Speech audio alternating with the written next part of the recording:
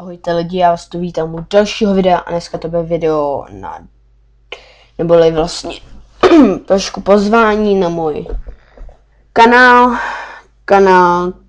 jménem darkdesign.cz. Proč si založil tady ten kanál, proč nedělám třeba ty designy na mém hlavním kanále. Je to z toho důvodu, že tady na tomhle kanále budu dělat jenom designy pro lidi, kteří budou chtít udělat pozadí. Třeba jako je tady Curb Gaming, Noxonik a další lidi, pokud byste chtěli další pozadí nějaký, byste chtěli. Budu dělat pozadí akorát bez 3D textu. Myslím si, že bez 3D textu je to taky hezký, když si tam na tom vyhraju. Pro lidi, když budu dělat ty pozadí, tak si na tom víc vyhraju. Je to taková rychlá informačka, takže se tady nebudu bavit dlouho, prostě budu dělat pozadí a mám tady ten druhý kanál.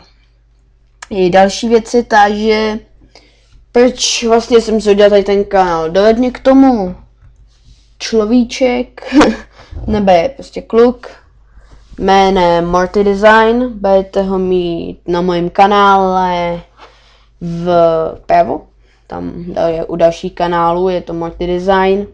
Určitě mu dejte odběr, je to opravdu hustý týpek, který dělá moc krásný templatey a myslím si, že stojí za to, abyste se na něj koukli a ohodnotilo. Teď má 82 odběratelů, až bude mít to odběratelů, tak mu prostě to přeju, protože je to borec. Tak jo, tohle je vše, co bych chtěl říct tady k tomu menšímu videu, menší informačce, jak to bude s tím kanálem a i proč jsem si vlastně udělal tady ten kanál. Tak jo, je to jen tak narychlo a doufám, že se vám tady to video líbilo, že mi dáte tady odběratele, že tady budu mít odběratele taky docela hodně. OK, ale prozatím se mějte, ahoj.